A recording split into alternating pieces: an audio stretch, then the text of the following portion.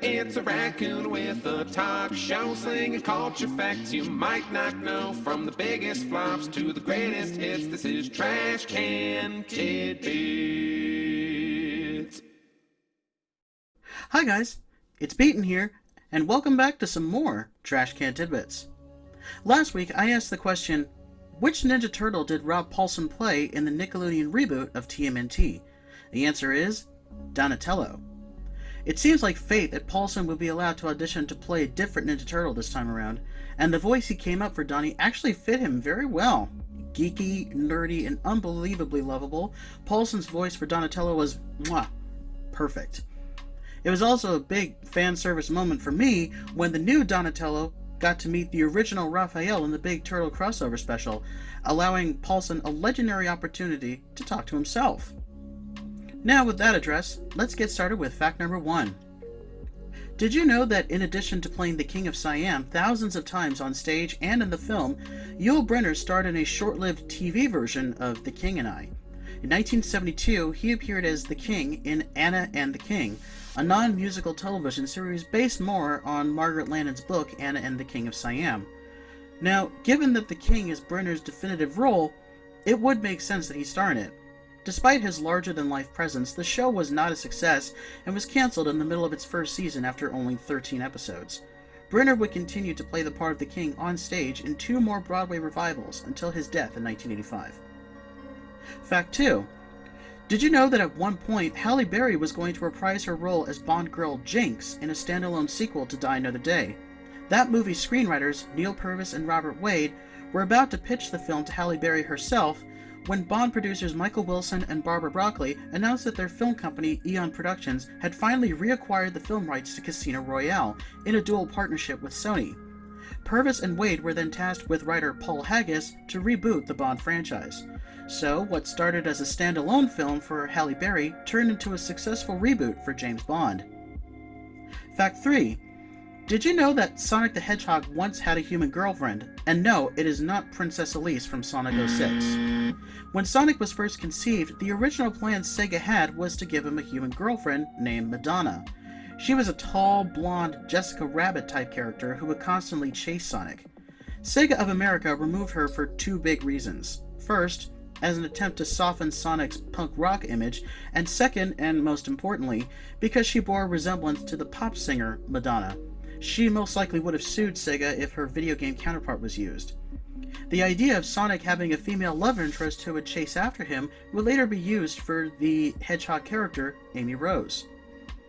Fact 4. Did you know that a scene in one of the Mission Impossible movies pokes fun at another big action movie? In Mission Impossible Rogue Nation, during the scene where Tom Cruise and Rebecca Ferguson are running on the rooftop of the Opera House in Vienna, Ferguson's character Ilsa asks Cruise to remove her high-heeled shoes before she can continue running. This is a reference and deliberate jab at Jurassic World, where Bryce Dallas Howard's character is running from dinosaurs in high heels. It is not only impractical to run at full speed in high heels, it's also dangerous. The fact that it took a Mission Impossible movie to reference this is pretty funny, especially given the look on Tom Cruise's face. Fact 5. Did you know that there is a jazz equivalent of Alvin and the Chipmunks? They were called the Nutty Squirrels, and like Alvin and the Chipmunks, the voices of the singers were sped up to sound high-pitched, obviously created to cash in on the Chipmunks' popularity. But where the former did primarily rock and pop songs, the Nutty Squirrels specialized in jazz, particularly scat singing. The group was created by jazz musicians Don Elliott and Sasha Berland, and from the late 50s through the mid-60s, they released 3 albums and had a top 10 hit called Uh-Oh, Part 1 and 2. Even though several popular jazz musicians played with the Squirrels, such as saxophonist Cannonball Adderley, Alvin was untouchable and remained popular throughout that time and beyond. However, the Nutty Squirrels version of the classic jazz tune Salt Peanuts by Dizzy Gillespie is featured on the soundtrack to The Iron Giant, giving the band a semi-second life. Fact 6. Did you know that before she played a part on The Big Bang Theory, actress Mayim Bialik was actually referenced in it? In the first season episode, The Bat Jar Conjecture, after Sheldon is kicked off his physics bowl team, the other characters are trying to figure out who can replace him. Raj mentions, though not by name, Mayim Bialik, the girl from TV's Blossom, noting that she has a degree in neuroscience. Bialik not only starred in the 90s sitcom Blossom, she actually does have a degree in neuroscience, which she earned in 2008. She was later added to the cast of The Big Bang Theory in the 3rd season, playing Dr. Amy Farrah Fowler, who later becomes Sheldon's love interest and later wife. Fact 7. Did you know that prior to Robin Hood Men in Tights, Mel Brooks made a Robin Hood TV series?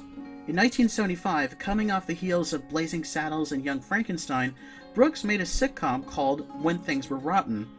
It starred many actors from Brooks's breakout show as a writer, Get Smart, such as Dick Gauthier as Robin Hood and Bernie Coppell as Alan Adale, as well as Dick Van Patten, who went on to be featured in Brooks's films High Anxiety, Spaceballs, and a cameo in Men in Tights. Like Anna and the King, however, it only lasted for 13 episodes and was cancelled mid-season. Fortunately, a lot of the gags that were created for this series were reused in Robin Hood Men in Tights, such as anachronistic music and the blaring horns being played into Prince John's ears. Fact 8. Did you know that there were 2 tie-in comic books released in conjunction with the Sly Cooper games?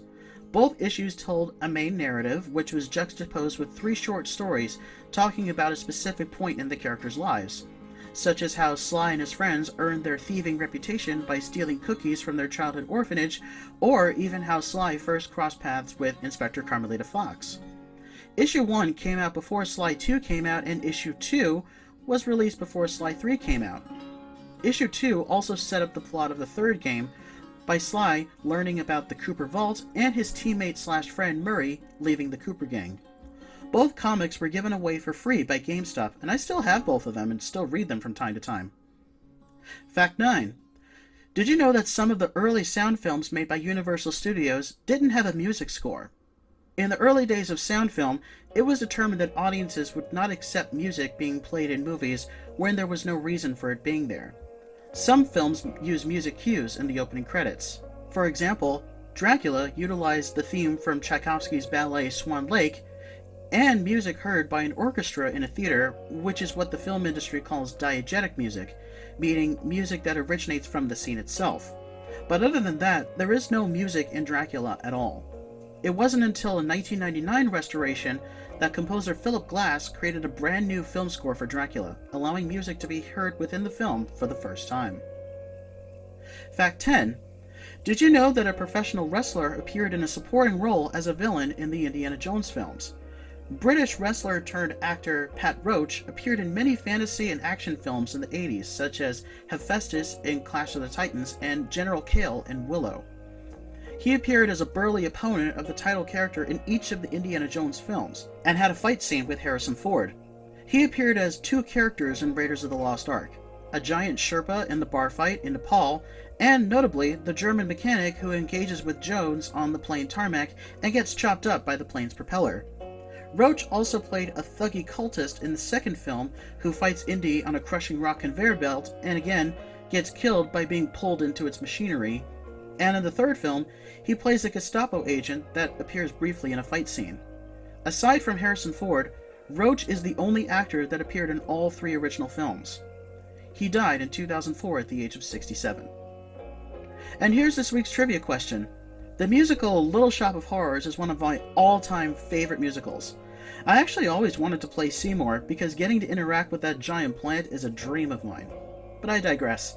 This question is about the mean green mother from outer space, Audrey 2. Now, the 1986 movie musical is notable in that it featured the only film appearance of a singer from a legendary group from the Motown era who gave voice to the man-eating monster. No doubt the musical score was heavily inspired by Motown. My question to you is, which Motown singer provided the voice of Audrey 2, and which group was he from? And there we have it for this week. I hope you enjoyed this video, and I also hope you're enjoying the series as a whole. And please don't forget to like, subscribe, share, and ring the bell for future video notifications. Thanks for watching, and I'll see you next time.